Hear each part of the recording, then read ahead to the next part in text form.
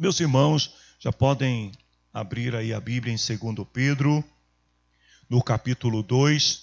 Hoje nós vamos estudar do verso 17 até o verso 22, onde Pedro, ele usa o capítulo 2 aqui para alertar os crentes contra as heresias de certos falsos mestres que negam abertamente a soberania de Cristo. Pedro fala sobre, nestes versículos que nós vamos ler, sobre a destruição eminente que aguarda todos aqueles que abusam do seu conhecimento natural e tentam inflamar outros para se corromperem na fé. Pedro descreve aqui a ganância, a desonestidade desses falsos mestres e também alerta a igreja que muitos cristãos incautos, muitos cristãos desatentos que não estão vigiando, vão seguir os caminhos da imoralidade dos falsos mestres. E nós vimos nas aulas anteriores que Pedro, ele compara o destino desses falsos mestres ao dos anjos caídos, dos anjos que pecaram e que estão aguardando a condenação, o juízo de Deus em prisões eternas. Pedro também, ele fez uma comparação sobre o dia de Noé, ou melhor, os dias de Noé, que antecederam o dilúvio, e como Noé perseverou em sua fé, apregoando aquelas pessoas acerca da destruição, como também ele fala de Ló e da destruição de Sodoma e Gomorra, e como Ló também e a sua família foram salvos pelo Senhor. Nesses dois exemplos, nós vimos aqui a destruição dos imorais e vimos aqui Deus intervendo na história para salvar aqueles que permaneceram justos aos olhos de Deus. Também nós vimos aqui que, isso já foi na aula anterior, que a ousadia dos falsos mestres é tão grande que eles não ousam caluniar os seres celestiais. E Pedro, inclusive, dá o exemplo aqui do arcanjo Miguel, né? Que, usando aqui, corroborando com as palavras do apóstolo Judas, que o arcanjo Miguel, ele não ousou, né? Ou não usou de palavras de maldição contra Satanás. E esses falsos mestres, muitas vezes, eles não têm limite. Então, eles atacam a soberania de Cristo, eles profanam a palavra de Deus e chegam ao ponto de se julgarem superiores aos seres celestiais e até mesmo caluniar esses seres celestiais. E isso muitas vezes é visto, né, no meio que se diz cristãos, onde alguns desses falsos mestres entrevistam, né? Às vezes ficam usando de uma pseudo-autoridade. Eu me lembro de ter assistido um vídeo que alguém encaminhou para mim, onde um pastor, um pseudo-pastor, dizia o seguinte: eu tentei expulsar o demônio em nome de Jesus, mas ele não saiu. Então eu usei o meu nome e o demônio saiu. Olha só a que ponto os tais chegam, de se julgarem até acima do próprio Cristo, com mais autoridade e poder que o próprio Cristo. Então eles são gananciosos, eles são habilidosos na sedução, eles se embriagam, tanto, né, não só na bebida, mas eles se embriagam em seus próprios deleites, na sua ganância, são imorais. E Pedro cita também o exemplo da vida, né, e dos motivos de Balaão, que o levou, né, a tentar amaldiçoar a Deus, mas não pôde fazer. E uma vez que ele não pôde amaldiçoar o povo de Deus, então ele inflama o povo de Deus, incentivando o povo a cometerem o pecado da imoralidade com as filhas dos pagãos. E olha que, no caso de Balaão, nem mesmo o burro falando foi capaz de convencer o profeta a mudar o seu caminho. Ou seja, esses homens, eles são tão gananciosos na busca por dinheiro, por fama, por poder, que nem mesmo Deus usando a natureza, né, para tentar alertá-los, vai fazê-los demover dos seus caminhos. Hoje nós vamos ver um pouco sobre a descrição que Pedro faz desses falsos mestres. Ele cita 2 provérbios, o do cachorro e da porca, como nós veremos adiante, uma forma de poder trazer aos cristãos uma verdade inconteste de como eles devem se precaver contra esses falsos mestres, esses enganadores. Vamos começar lendo o versículo 17. Olha o que diz: esses falsos mestres são como poços sem água, como nuvens levadas pelo vento. Deus reservou para eles um lugar na mais profunda escuridão.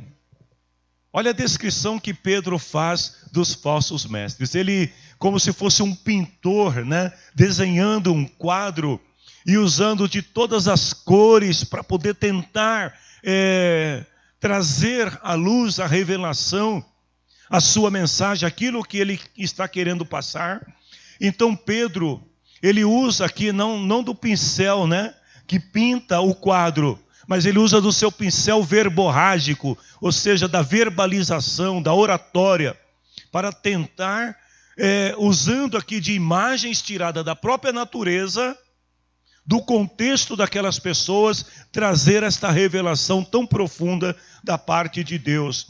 O que Pedro está tentando fazer aqui é levar os seus leitores a reconhecerem como agem os falsos mestres dentro da igreja. Então ele usa 3 ilustrações: poço sem água.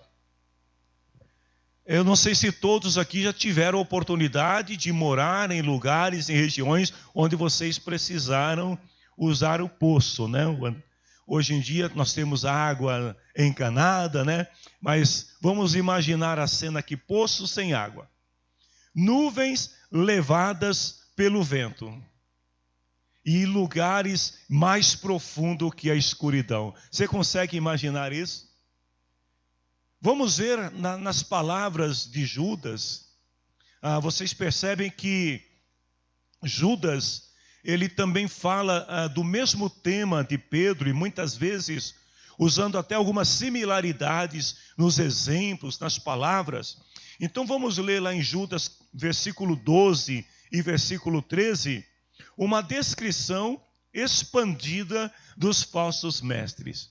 Olha o que Judas diz: com as suas vergonhosas bebedeiras, eles são como manchas de sujeiras nas refeições de amizades que vocês realizam.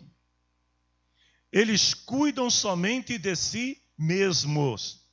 São como nuvens levadas pelo vento que não trazem nenhuma chuva.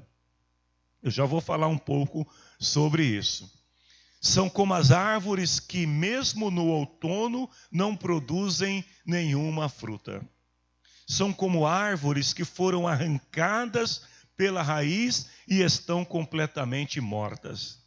Eles são como as ondas bravas do mar, jogando para cima a espuma das suas ações vergonhosas. E são como estrelas sem rumo, para os quais Deus reservou para sempre um lugar na mais profunda escuridão. Que descrição, né, irmãos? De como agem esses falsos mestres.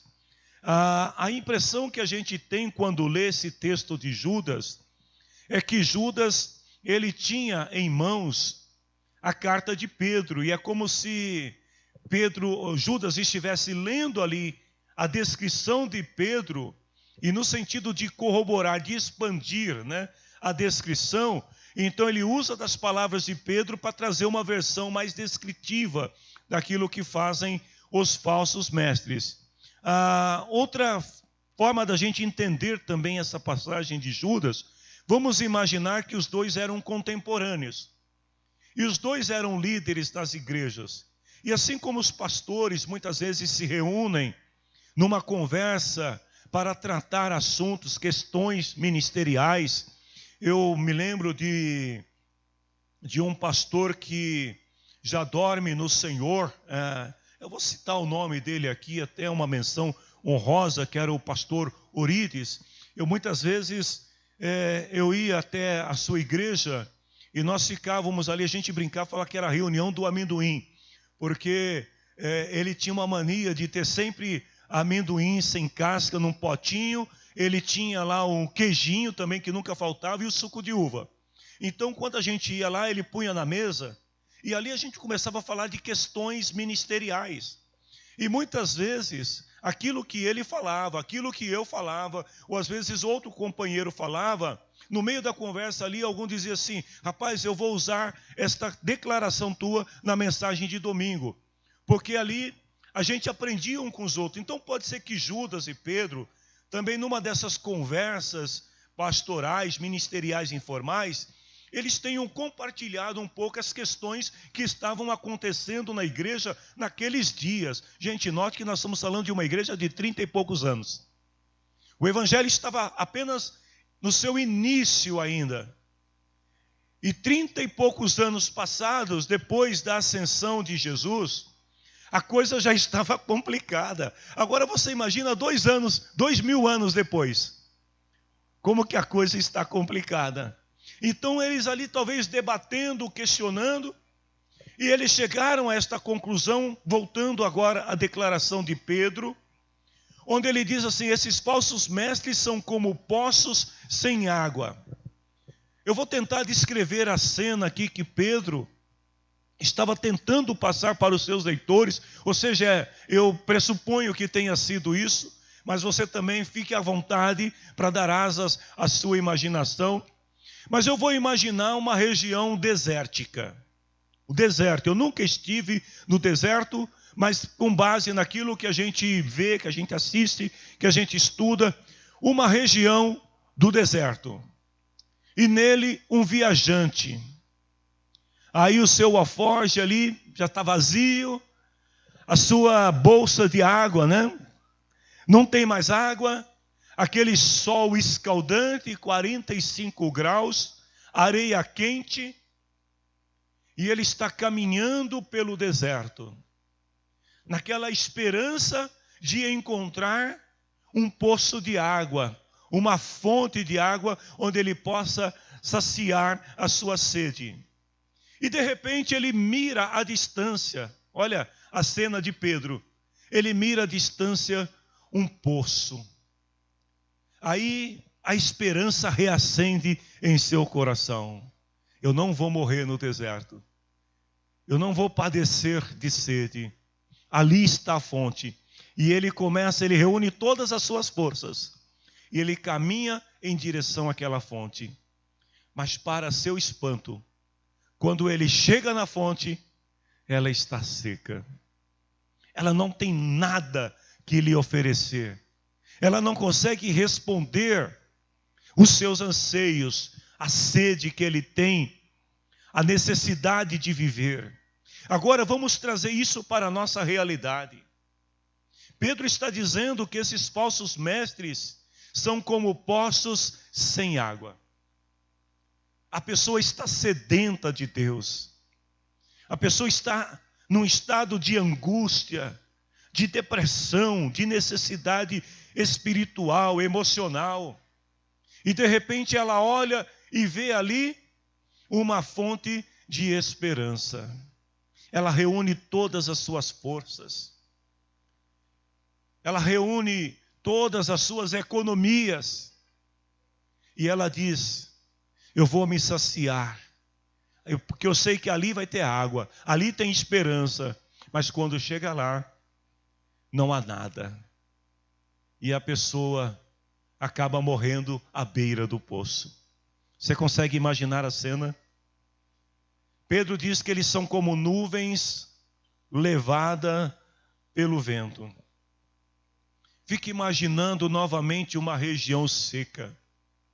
Vamos imaginar o sertão nordestino. A terra seca, né? Tem nordestino aqui. A terra seca, chão rachado, e de repente algumas nuvens se formam no céu. E aí todo mundo já pega os baldes, as bacias, né? Já abre a tampa do açude e diz: agora vai chover. A água vai trazer esperança. E de repente começa a vir aquele ventinho que leva todas as nuvens embora. Gildo, você consegue imaginar essa cena? Você que é de lá? Muitas vezes, né? Olha só, eles causam comoção, eles criam expectativas, eles chamam a atenção, eles se apresentam tão grandiosos como aquelas nuvens que estão sobre o céu e alguém olha e diz: vai chover. Mas as suas ações são como o vento, leva tudo embora. Terceiro, Deus reservou para eles um lugar na mais profunda escuridão. Para nós que somos cidadãos metropolitanos, é difícil imaginar a escuridão tão profunda. Mas talvez algum de vocês, que já tenha morado em regiões afastadas da civilização, onde não tem iluminação, onde a única luz que você tem são as estrelas e a lua no céu. Você não consegue enxergar um palmo adiante. Pedro está dizendo aqui, olha, Deus reservou para eles um lugar na mais profunda escuridão. Eles vão se perder naquilo que ensinam, eles vão se perder em suas próprias ações. É interessante que a Bíblia diz que Deus é luz, e em Deus não há escuridão. Mas os falsos mestres, diferente dos filhos da luz, por onde eles passam, eles carregam com eles uma escuridão que rouba, que tira todo o brilho, toda a alegria, toda a paz, toda a esperança que as pessoas têm.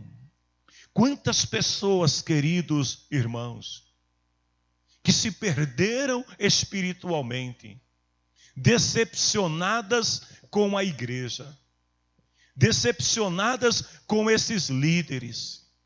Quantas pessoas que na sua inocência, na sua ingenuidade, porque nós temos que partir do pressuposto que muitas pessoas não têm um acesso tão grande às informações.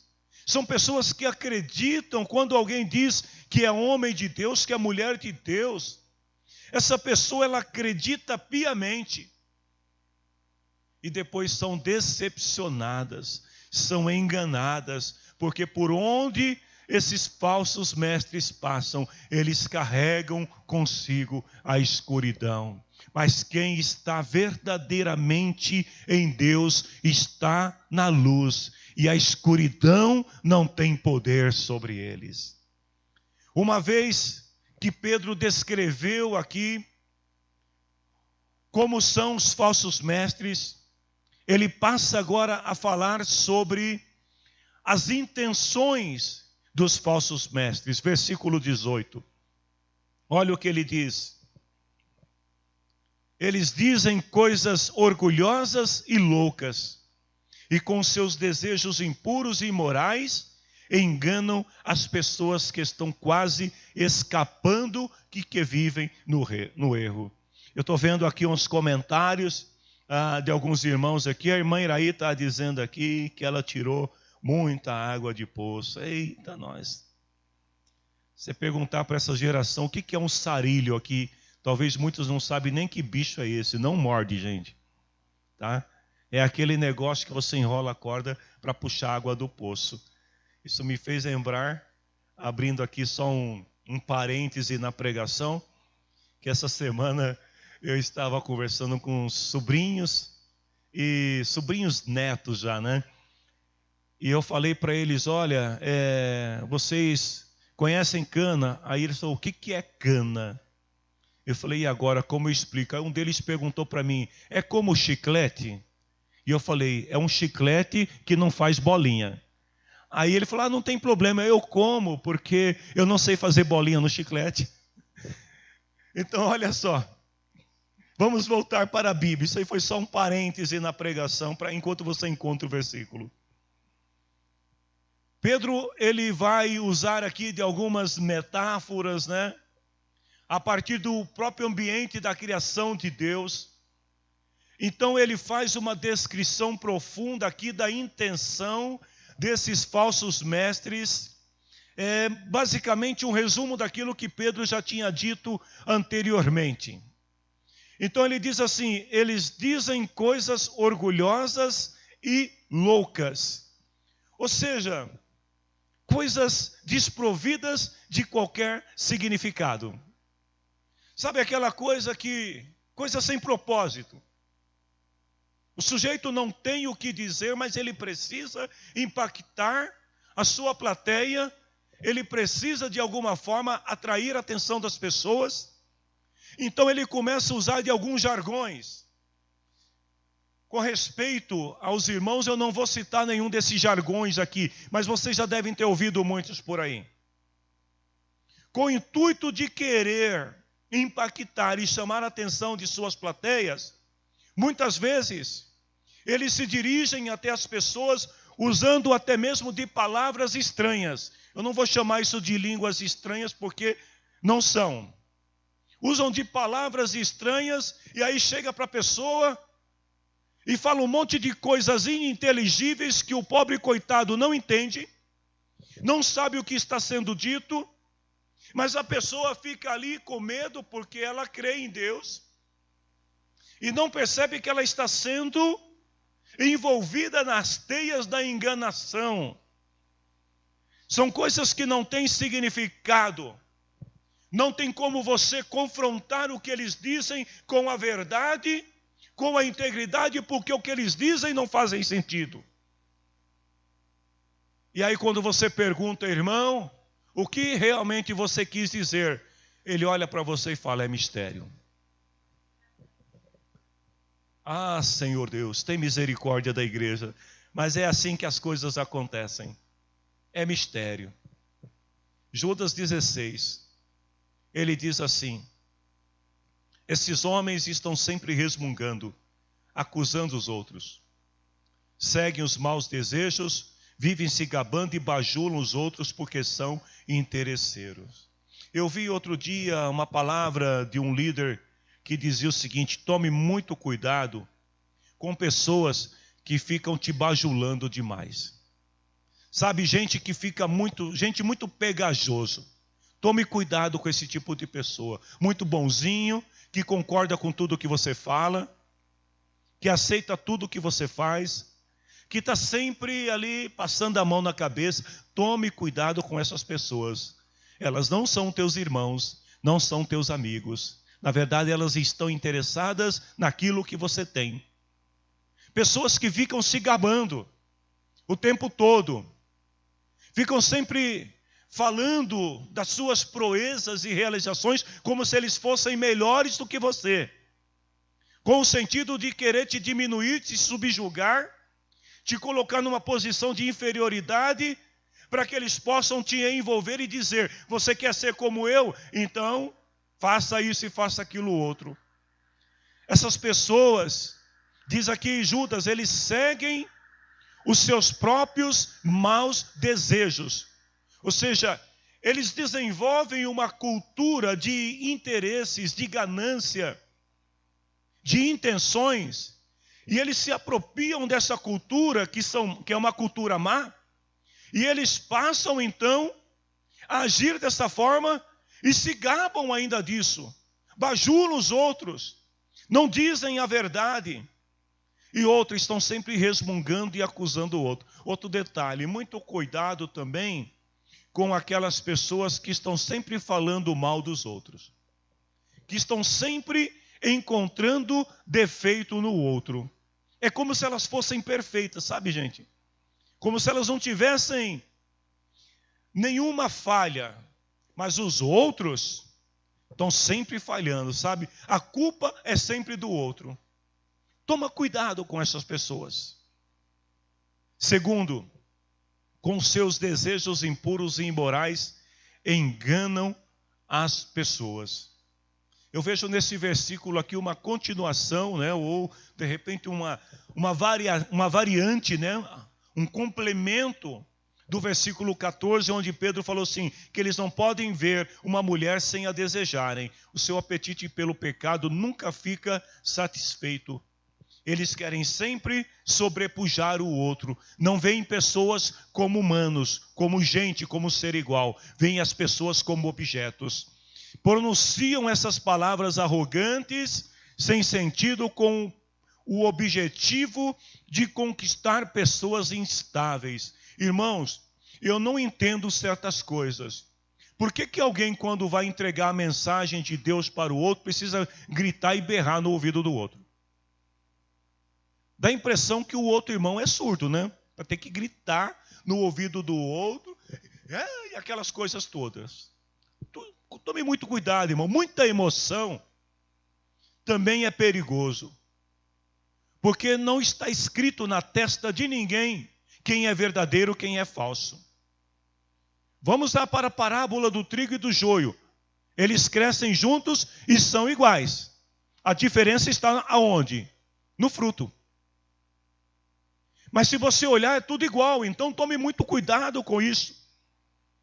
Como é que eles alcançam o seu objetivo? Primeiro, estimulando os desejos sexuais das pessoas, induzindo a luxúria e compensação sexual.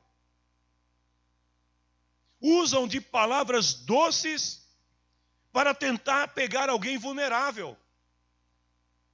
Então as mulheres da igreja e os homens também têm que tomar muito cuidado com muito meu queridinho, minha queridinha, meu amor. Tomar muito cuidado com essas palavras muito doces, que na verdade estão tentando encontrar alguém que está fragilizado, emocionalmente, espiritualmente, alguém que está naquele momento carente de afeição. E quando eles percebem isso, eles então estimulam esses desejos nas pessoas, para que as pessoas caiam no erro. A inclinação de Pedro aqui parece até a palavra de Pedro aqui parece muita redundância, porque ele está falando de algo que ele já falou anteriormente. Mas é como se Pedro quisesse deixar bem claro aqui o seguinte: cuidado com isso. Cuidado com as pessoas que se dizem que são de Deus quando não são de Deus. Então fique muito atento. Terceiro, as pessoas que estão quase escapando daqueles que vivem no erro. Lá no finalzinho do versículo 18, ele fala assim: enganam as pessoas que estão quase escapando daqueles que vivem no erro. O que significa isso? Quem são essas pessoas que estão quase escapando do erro? Vejam bem, eles agem como se fossem animais. Vamos imaginar aqui uma cena, não sei se eu vou ser muito bom agora na imaginação aqui. Deixa eu ver um bicho forte aqui que anda em bando. Búfalos, né? Todo mundo já assistiu filmes de caçada de leões contra búfalos. O que acontece? Os búfalos, eles são muito unidos. Eles se protegem. Mas de vez em quando, o que os leões fazem, né? Principalmente as leoas? Ficam em volta. E aí eles vão tentando afastar os bichos. Daqui a pouco tem lá um mais velho, ou às vezes um novinho, que não tem a mesma disposição que os outros para se manter em grupo. E o papel dos leões, qual é? É separar o mais frágil da manada. Não sei se é manada mesmo que chama, mas separar o mais frágil, seja o mais velho, aquele que já está meio cansadinho, ou o novinho que está começando. Eles separam. E quando eles conseguem separar, eles atacam. Então, na verdade, os falsos mestres fazem a mesma coisa. Eles tentam tirar a pessoa da comunhão da igreja. eles tentam colocar erros, eles tentam levar as pessoas ao distanciamento, e sem que a pessoa perceba, a pessoa vai se afastando. Ela não percebe, a igreja protege, a igreja manda mensagem: paz do Senhor, meu irmão, minha irmã, como que você está? Tudo bem? Senti a tua falta no culto? Não, está tudo bem. E não percebe que é o leãozinho ali, né? Que está tentando afastar a pessoa do meio da comunhão dos irmãos. Aí outro irmão vai na casa, visita, pergunta se está tudo bem. Não, está tudo bem, está tudo bem. Mas a pessoa não percebe que existe alguém que Pedro chama de falsos mestres, falsos cristãos, que estão como leão, afastando a pessoa da comunhão. Os crentes que são mais frágeis, a impressão que eu tenho aqui é que o foco principal deles está nos novos crentes, ou nos fragilizados, naqueles que às vezes não tiveram tempo suficiente para crescer na graça. Às vezes a pessoa, ela vem para o evangelho, mas ela tem uma vida profissional muito ativa, ela tem muitos compromissos que impedem a pessoa de dedicar um tempo maior da sua agenda ao ensino escriturístico. Então essa pessoa, ela está na igreja, mas ela tem um desenvolvimento lento. Ela não é como os outros que têm mais tempo, que estão mais ouvindo mais a palavra, que estão estudando mais a Bíblia. Essa pessoa também é nosso irmão em Cristo.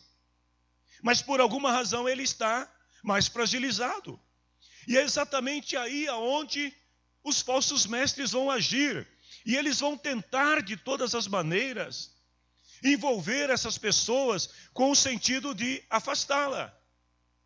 Reuniões sociais, reuniões familiares, compromissos profissionais de última hora desnecessários. Não estou falando daquilo que é necessário, mas às vezes coisas que nem são tão necessárias. E todas essas coisas, não que elas por si só sejam más, mas os falsos mestres vão usar dessas coisas para tentar aos poucos ir tirando a pessoa. Aí você imagina uma pessoa que ainda não cresceu o suficiente na graça, no conhecimento de Cristo, que está muito fragilizada, ela não percebe isso.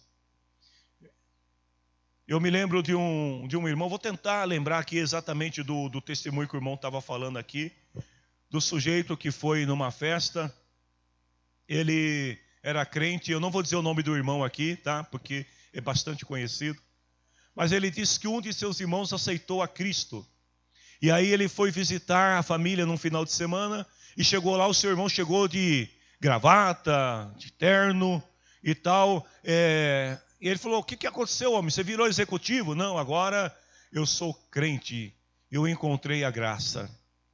É uma igreja que quando a pessoa aceita Jesus, o primeiro presente que eles dão para a pessoa não é uma Bíblia, é um terno e uma gravata. Eu não vou dizer o nome da igreja.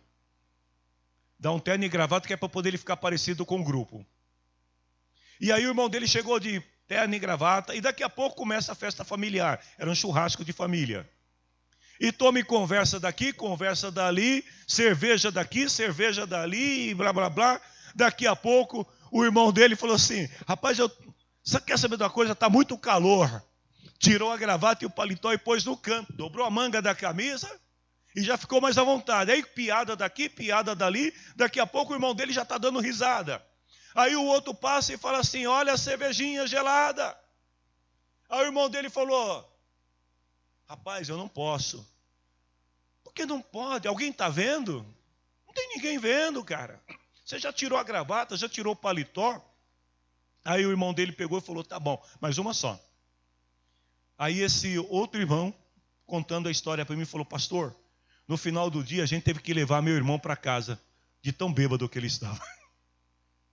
Gente, é assim que as coisas acontecem. Não é de uma vez, é aos poucos. Por isso que Pedro, ele está sendo tão incisivo, tão contundente e muitas vezes até repetitivo em suas palavras, porque ele quer que os irmãos entendam isso. A sua preocupação é que aqueles crentes que ainda não tiveram condições de ter um desenvolvimento, um crescimento suficiente na fé, no conhecimento, eles possam pelo menos identificar como agem os falsos mestres, os falsos cristãos, para se livrar deles. Agora, quem são aqueles que vivem no erro? Vejam, Pedro pode tanto estar indicando aqui, aqueles que estão a ponto de se desviar. Pedro pode estar falando dos falsos mestres, como pode estar falando dos crentes que já estavam, desculpa a expressão aqui, mas usando um jargão popular, com um pezinho na cova. Já estava com um pezinho lá no mundo. E de repente, eles acabaram sendo envolvidos pelos falsos mestres. Versículo 19. Eles prometem liberdade a essas pessoas, mas eles mesmos são escravos de hábitos imorais, pois cada pessoa é escravo daquilo que o domina. Eu gosto muito desse final dessa palavra aqui, porque é uma verdade inconteste na Bíblia. A pessoa é escrava daquilo que o domina. Mas vejam bem, primeiro, eles prometem liberdade. É interessante, né? Eles estão falando de uma liberdade que eles não possuem. Porque Pedro já tinha detalhado antes, e agora Pedro faz novamente, que os falsos mestres, eles são escravos. Porque tudo que eles fazem movidos por más intenções. Tudo que eles fazem, eles não fazem no sentido de ajudar, mas eles fazem no sentido de destruir o outro, de obter alguma vantagem. É aquela pessoa que, quando ela tem interesse em alguma coisa do outro, ela age com muita cordialidade, com muita presteza, mas na verdade não é que a pessoa é cordial, não é que ela é uma pessoa presta, mas ela está fazendo aquilo porque ela tem algum interesse e ela quer de alguma forma chamar a atenção e envolver o outro. Então a pessoa que age movida por essas intenções, ela não é uma pessoa livre, porque ela está fazendo aquilo já pensando no que ela pode obter. É o profissional, por isso que Paulo lá quando ele fala assim, olha, tudo o que vocês fazem, vocês devem fazer como para agradar a Deus e não aos homens, porque quando a gente faz alguma coisa pensando em agradar o outro, para obter elogio, para obter alguma vantagem do outro, nós estamos sendo movidos por essas intenções, então nós somos escravos dessas intenções. E que nós, servos de Deus, sejamos, sim, escravos das boas intenções. Que sejamos, sim, escravos de quem? De Cristo. Que façamos as coisas movidos pelo interesse de agradar a Deus e nunca de querer agradar as outras pessoas a fim de obter vantagens delas. Esta não é a verdadeira liberdade que as pessoas devem buscar. Ele diz assim, eles são escravos de hábitos imorais. Pois cada pessoa é escrava daquilo que o domina. Ou seja, Pedro está usando aqui um provérbio da literatura cristã primitiva, com o objetivo de trazer aos irmãos aqui esta grande verdade, de que aquilo que eles estão fazendo, na verdade, eles são escravos. Então eu vou fazer isso, eu vou dizer tal coisa, eu vou profetizar para tal pessoa, tal coisa. Irmãos, e olha, eu vou dizer para vocês, eu já ouvi muitas vezes isso. Pessoas que eu não os tenho como irmãos e amigos, mas como conhecidos, que dizem assim, olha, fulano de tal é empresário, fulano de tal, olha, tem muito dinheiro. A última vez que eu fui lá, rapaz, eu dei uma palavra lá e o cara me deu 10 mil reais. Vamos lá. Ó, o problema do cara é esse. É só você falar alguma coisa em cima disso, fazer o cara chorar que você leva. O que você me diz isso? Você considera uma pessoa dessa um crente em Cristo?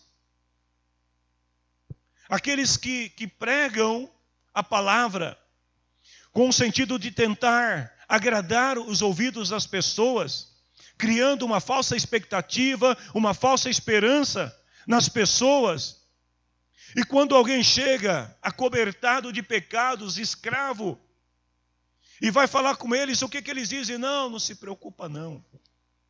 Isso aí é normal.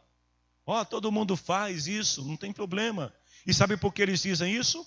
porque eles também estão escravos dos mesmos pecados. Qual é a liberdade que nós devemos buscar? Romanos capítulo 8, versículo 21. A liberdade que nós devemos buscar. Paulo diz: o próprio universo ficará livre do poder destruidor que o mantém escravo e tomará parte na gloriosa liberdade dos filhos de Deus. Esta é a liberdade que nós temos que buscar, a liberdade de filhos. A liberdade de sermos filhos de Deus, que nada venha nos controlar, que nada venha reger as nossas vidas além do amor de Deus, o Espírito de Deus, a palavra de Deus, a graça de Deus. Muitos daqueles leitores de Pedro tinham conhecimento do que era escravidão, porque eles estavam vivendo sob este regime. Mas Pedro quer deixar bem claro aqui que ele não está falando desse tipo de escravização política. Mas Pedro está falando aqui de uma escravização muito pior, que é a escravização da mente, da alma e do espírito. É aquela pessoa que, sem que ela perceba, ela acaba ficando presa mentalmente. Ela fica presa emocionalmente e espiritualmente desses falsos mestres. Se nós queremos ser livres, João 8,36, devemos buscar em Cristo esta liberdade. Se o Filho os libertar, vocês serão de fato livres. Às vezes, algumas pessoas dizem assim: pastor, por que você não faz isso, não faz aquilo? Sempre que alguém comete alguma falha, tem aqueles que já vêm dizendo assim: por que o senhor não age desse jeito e daquele outro? Primeiro, porque a igreja não é minha. A igreja é de Cristo. Segundo, porque o papel de qualquer pastor, de qualquer líder, não é provocar medo nas pessoas, é de trazer esperança para as pessoas. Não é de colocar jugo sobre as pessoas, mas trazer liberdade para as pessoas. E a liberdade em Cristo é também a liberdade da consciência. Quando você conhece a Cristo, ninguém precisa ficar te dizendo o que você deve fazer. Então, muito cuidado, igreja de Cristo. Não se deixe influenciar por outras pessoas que querem controlar a sua forma de ser, de viver, a sua vida, o seu cotidiano, o seu trabalho. Não se deixe ser oprimido por essas coisas. Porque Cristo nos chamou para vivermos na liberdade. E quem conhece a palavra de Deus não precisa que ninguém fique controlando ele. Ele sabe o que fazer e sabe como agradar ao seu Senhor. Tem muito profeta se intrometendo em casamentos. Tem muitos profetas se intrometendo na vida profissional do povo. Tem muitos profetas se intrometendo na política. Irmãos, olha, eu vou dizer uma coisa para vocês. Se todo político que já ouviu um profeta dizer que ele vai ser eleito e que Deus vai fazer ele grande, fosse realmente eleito, Jesus amado. Cuidado com isso. Cuidado com os profetas que ficam prometendo coisas que Deus não prometeu. Seja livre para servir a Cristo. Olha o que Pedro diz no versículo 20. Isso, vamos ler primeiro o versículo 20. Pedro vai falar aqui sobre, dando uma ênfase aqui, a esses falsos mestres que eles voltaram a viver a vida anterior, porque, primeiro, falsos mestres e falsos profetas, falsos cristãos são pessoas que aceitaram a fé uma vez. O falso mestre não é aquele que não conhece a Cristo, que tenta se passar por um cristão, mas são pessoas que estão dentro da igreja e que de repente as suas intenções começam a sobrepor as intenções do Espírito. Então essas pessoas, eles começam a ver, eles estão dentro da igreja, eles conheceram o Evangelho, mas de repente eles começam a ver ali algumas possibilidades, algumas oportunidades de obter alguma vantagem ilícita. Então vejam bem, Pedro diz assim: aqueles que chegaram a conhecer o nosso Senhor e Salvador Jesus Cristo, que escaparam da imoralidade do mundo, mas depois foram agarrados e dominados por elas, ficam no fim em pior situação do que o começo. Então, de quem Pedro está falando aqui? Pedro pode estar falando aqui de todos os cristãos, como Pedro pode estar sendo específico ao falar dos falsos mestres. Eu particularmente entendo que Pedro está falando dos falsos mestres, mas essa palavra, ela se aplica a todos os cristãos, porque ele está dizendo o seguinte: olha, eles chegaram a conhecer, então são pessoas que andaram conosco, andaram na igreja, aceitaram a Cristo no primeiro momento, eles foram sinceros, ou às vezes até não, já vieram com essas más intenções no coração. Mas são pessoas que escaparam da imoralidade do mundo. Mas uma vez dentro da igreja, sem perceber, eles foram novamente assediados e cederam a essas imoralidades. É uma declaração direta que Pedro está fazendo aqui. Porque no passado essas pessoas tinham sido membros da igreja, conheceram os ensinamentos da fé, mas agora se colocaram do lado do mundo e aceitaram aquilo que o mundo diz que é certo. A gente não precisa ir muito longe. Basta conversar com uma centena de cristãos e você vai perceber entre eles muitas pessoas que estão mais inflamadas, mais contagiadas pelo Espírito que está no mundo do que pelo Espírito de Deus, pela palavra de Deus. Muitas pessoas que já não olham mais a palavra de Deus da maneira como deveriam, porque foram inflamados pelo Espírito que está no mundo. Aí eles dizem assim: não, mas é que o mundo mudou. Pois bem, a palavra de Deus diz o seguinte, que vai passar o céu e a terra, mas a sua palavra não muda. Eu não estou falando de exegese e de interpretação bíblica, que com o passar dos anos o cristão, ele vai crescendo no conhecimento e na graça de Cristo, e ele vai tendo mais revelações, e vai conhecendo mais a palavra de Deus. Mas eu estou falando de distorção da palavra de Deus. Sabe, de às vezes a pessoa até mesmo se omitir a ler a Bíblia, se omitir a ouvir a palavra de Deus. Por que esta geração atual é uma geração que preza mais pelas reuniões sociais? E me perdoe aqui os cantores, mas eles gostam muito mais da música e menos da palavra. Por que em muitas igrejas a palavra foi reduzida a 1/5 do tempo de culto?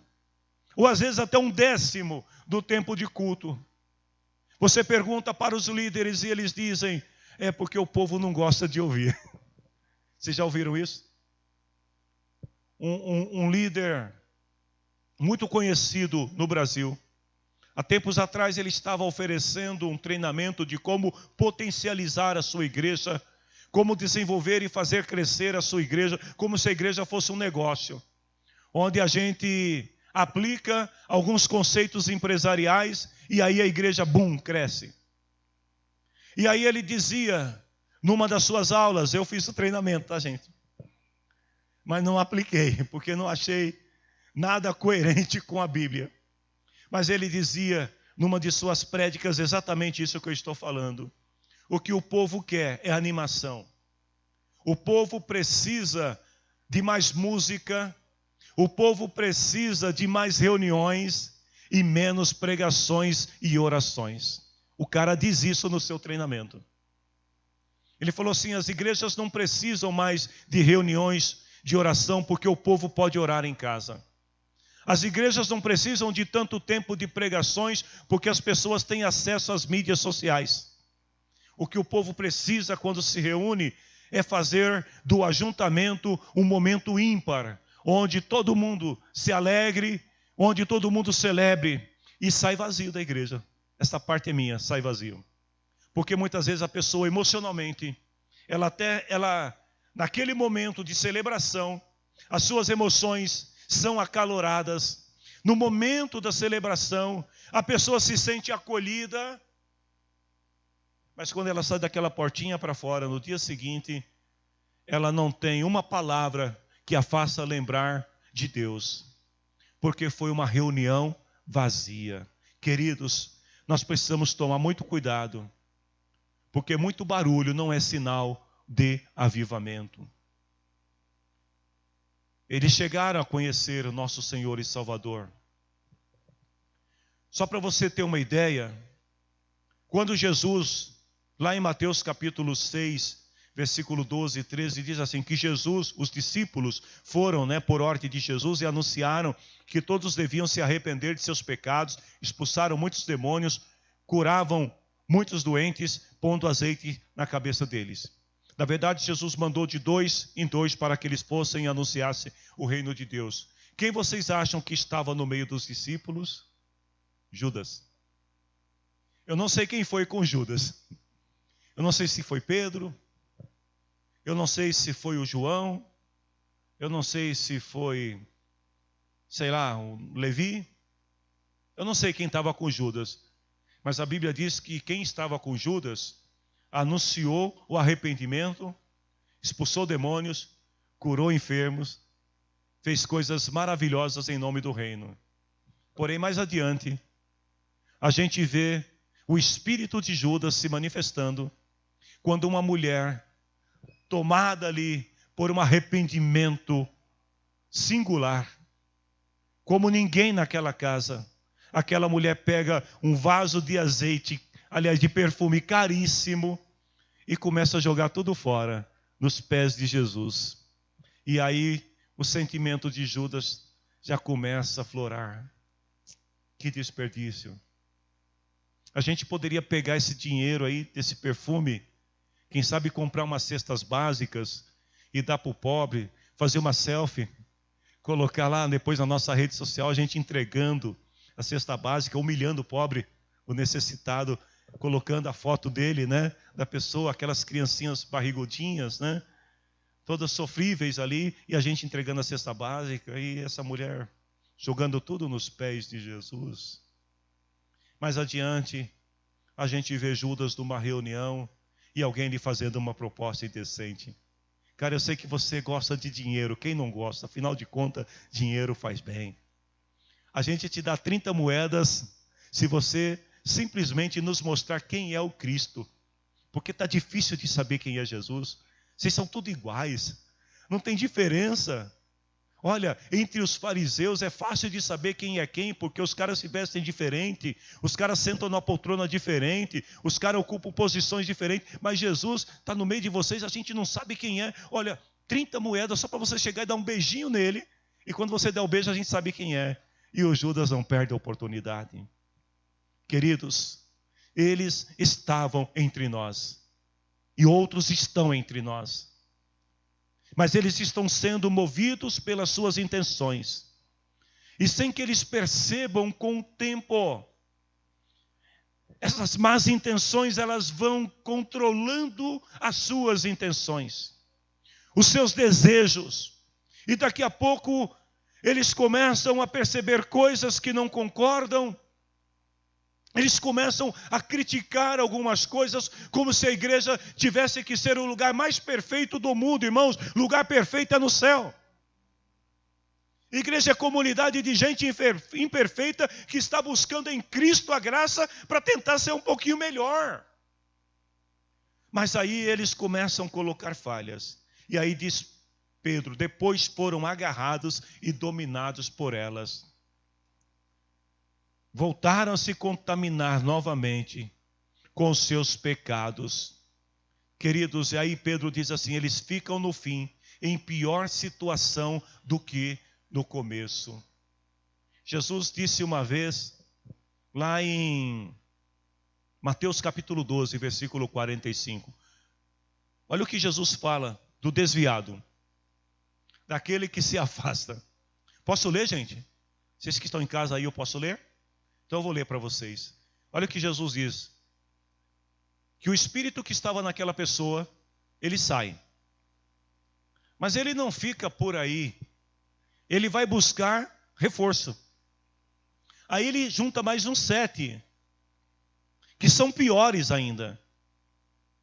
Ou seja, se a pessoa, por exemplo, ela tinha um problema com o alcoolismo, quando ela veio a Cristo, ela se libertou do domínio, do poder do álcool.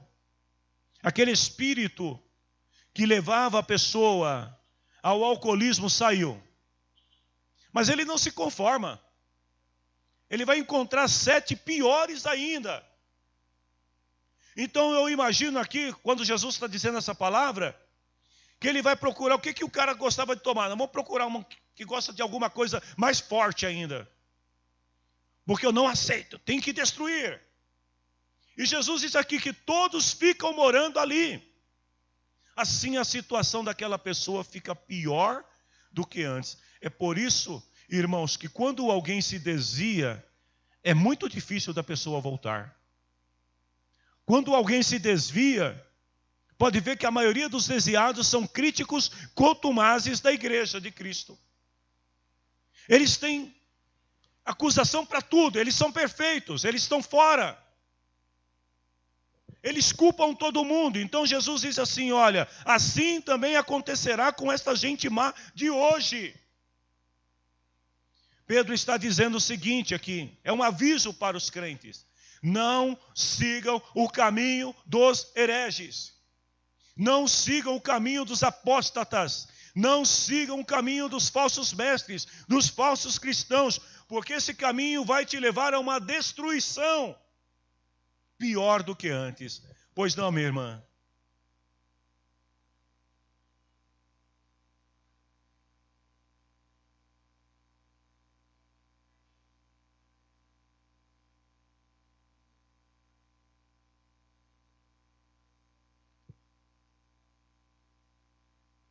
É.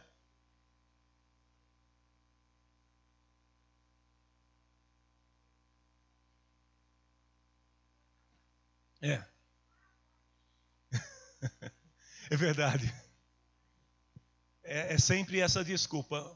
Você está indo a alguma igreja, né? Ou seja, você está participando da comunhão com os seus irmãos, e aí a pessoa sempre vai dizer assim, não, porque aquela igreja é porta larga, ou seja, aquela igreja tem um monte de defeito. Ah, então vai na outra, não, porque aquela outra também tem tal defeito. Então é assim, numa não tem doutrina, eu não sei o que essas pessoas entendem como doutrina, porque costumes e doutrinas há uma diferença muito grande. E as pessoas muitas vezes acabam associando as duas coisas como sendo única. Então não vão nessa, não vão naquela outra, como se eles estivessem perfeitos. Queridos, a vida só existe em Jesus.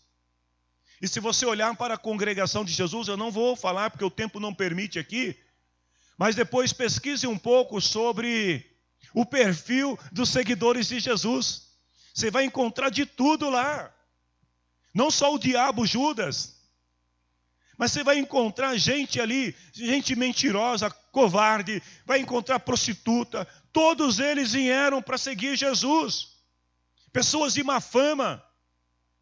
E sabe por que eles vieram? Porque Jesus falou assim, não são os sãos que precisam de médico, são os enfermos. São as pessoas que realmente estão distante de Deus que precisam. Então quando alguém vai à igreja, ele não vai à igreja porque ele é certinho. Se ele fosse certinho, primeiro nem estaria na terra. Ele seria um anjinho. Já estaria na eternidade.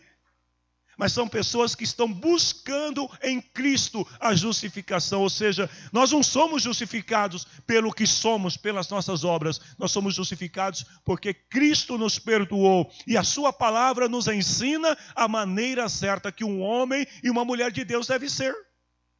Por isso que a gente tem que conhecer a palavra. Você fazer uma pergunta? Pode fazer.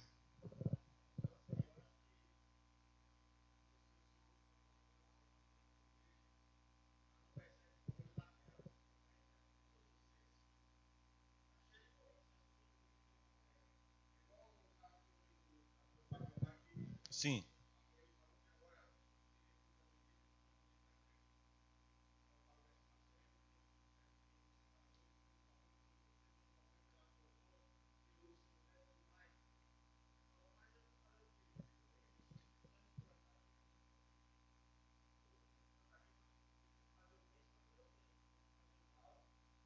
Claro, claro.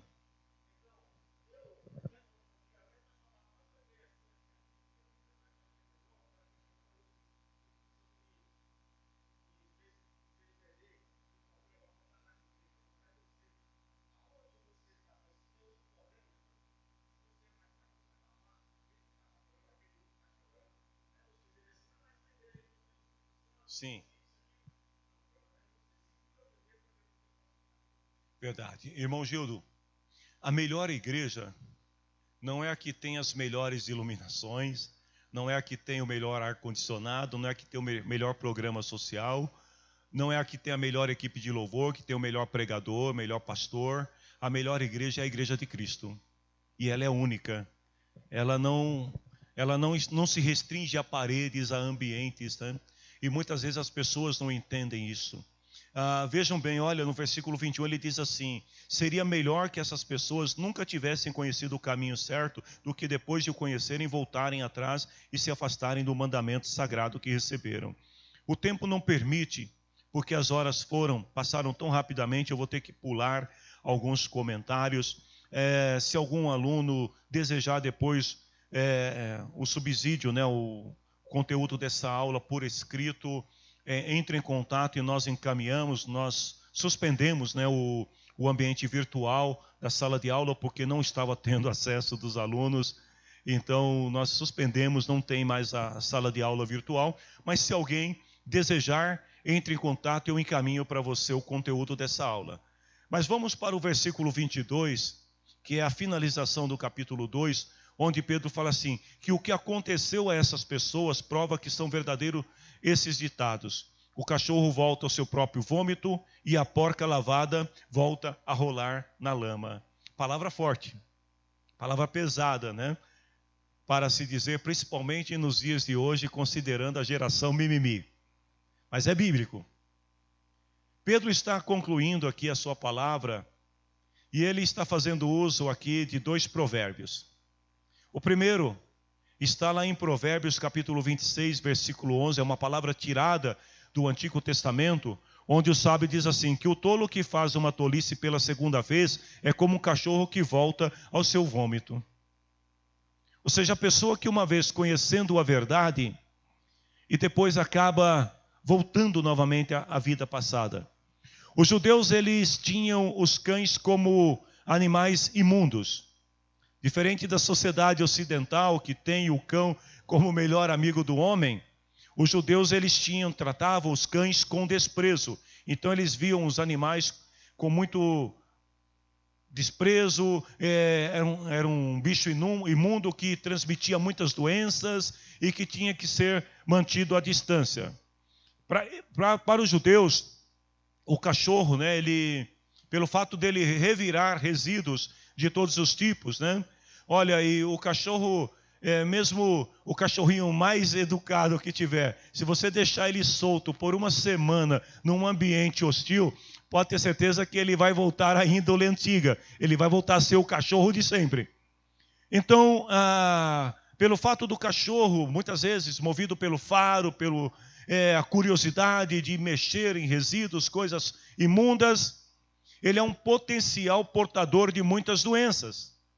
Então, para os judeus, quando ele fala do cão voltar ao próprio vômito, comer ao próprio vômito, você não precisa ir longe, porque o animal, né, por causa do seu próprio instinto, ele faz isso.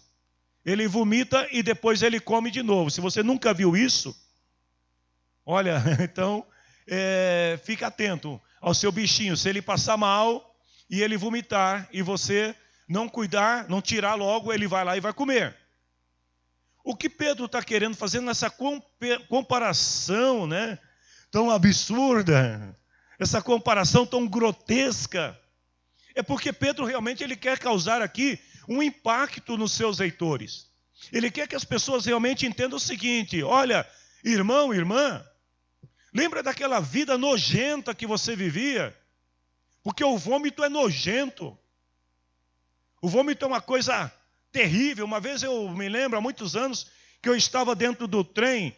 Segurem aí os seus estômagos. Mas eu estava dentro do trem e um casal de pessoas pedintes estavam sentadas assim à distância.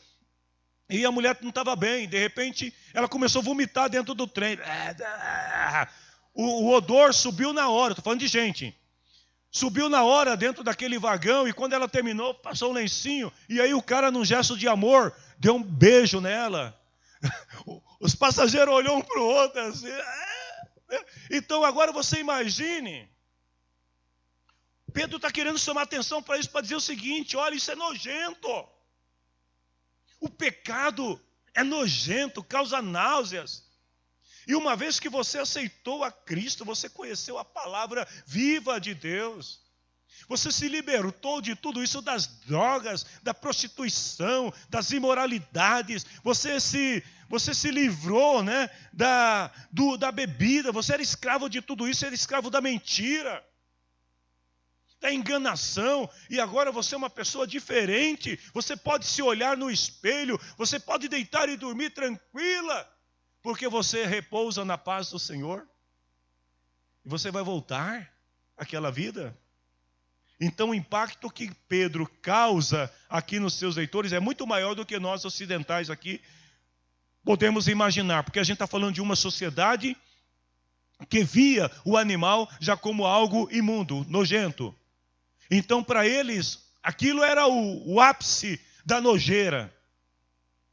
E é isso que Pedro está querendo dizer: ó, o pecado é nojento. Bom, o segundo exemplo, né, que Pedro vai trazer, um provérbio popular naquela época, é quando Pedro ele usa, né, desse provérbio na época muito comum, que diz assim: a porca volta à sua própria lama, ou seja, a porca rola na sua volta lama. Aliás, agora a porca volta a rolar na sua lama, ou na lama. Ficou melhor, gente. Desculpe a empolgação aqui, que eu ainda estou pensando no vômito. É muito nojento. Mas o porco, quem gosta de leitão a pururuca aqui? Quem gosta daquele torresminho? Você já foi alguma vez visitar algum chiqueiro? Você viu como que é lá as coisas? Você pega a porca, naquela sujeira toda, né? O porco muitas vezes ele rola na lama, ali até para se proteger da picada de bichos, às vezes do calor também, que é muito intenso em alguns lugares. Então é uma proteção natural do animal. Mas para nós que somos humanos, quando você chega e você vê aquilo, né? O porco defeca ali e daqui a pouco ele está rolando naquilo, para se proteger dos bichos ou mesmo do calor intenso. Aí você vai lá e lava o chiqueiro. Deixa um brilho, né? Você deixa o chiqueirinho limpo, lava o porco. Tem gente que hoje em dia tem até porco de estimação no lugar de cachorro, né? Aí lava com uma escovinha, deixa a pele brilhando, passa até um creme hidratante no bichinho. Mas porco é porco, gente. E sabe o que vai acontecer? Daqui a pouquinho o porco defecou tudo de novo e ele está se rolando na lama e na sua própria sujeira. Enquanto o porco gosta de chafurdar lama, os hereges encontram prazer em suas festas selvagens e de imoralidade. Ou seja, eles chafurdam, eles se envolvem nos seus crimes, nas suas mentiras, nas suas imoralidades. Eles têm prazer em fazer aquilo e não conseguem se libertar daquilo. O seu prazer, a sua vida consiste nisso. Então eles fazem alguma coisa errada. Depois eles vêm, se arrependem, choram, vão para o monte, oram, pedem perdão, mas daqui a alguns dias eles estão novamente todos imundos, porque são como porcos que chafurdam a lama, se enrolam, que se envolvem na lama. Jesus também lá em Mateus capítulo 7, versículo 6, eu estou terminando a aula, ele vai usar uma outra ilustração também dos cães e porcos, que eram animais imundos para os judeus. E ele diz assim: não deem para os cachorros o que é sagrado, pois eles se virarão contra vocês e os atacarão. Não joguem as suas pérolas para os porcos, pois eles as pisarão. Ao vomitar, né, o cão, ele livra-se das impurezas internas. Quando o cão vomita é porque ele estava passando mal e ele quer pôr aquilo para fora. Mas o problema é que na mesma hora que ele põe para fora, ele come e põe de volta para dentro. A porca, ao ser lavada, fica limpa da lama externa. Mas logo ela se volta para a lama. Nos dois casos, Pedro está deixando claro, eles voltam para a mesma sujeira. Os falsos mestres, os falsos profetas, ainda que não percebam, mas eles são escravos do seu próprio engano, da sua própria mentira. Eles dependem disso para viver. E por isso, Pedro está dizendo aqui à igreja, fiquem longe desta gente. Amém, queridos?